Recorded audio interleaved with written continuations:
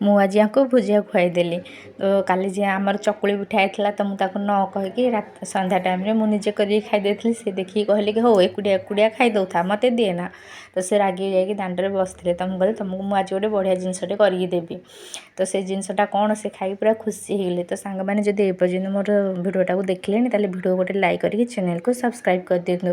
ମୁଁ କହିଲି ପ୍ରଥମେ ତୁମେ ଯାଅ ଯାଇକି ଦୋକାନରୁ ମିକ୍ସଚର ନେଇକି ଆସ, ମୁଁ ତୁମକୁ ଆଜି ଗୋଟେ ବଢ଼ିଆ ଜିନିଷଟେ ଦେବି ଭୁଜାରେ, ତୁମେ ସେଇଟା ଖାଇବ କେମିତି ଲାଗୁଛି ମୋତେ କହିବ।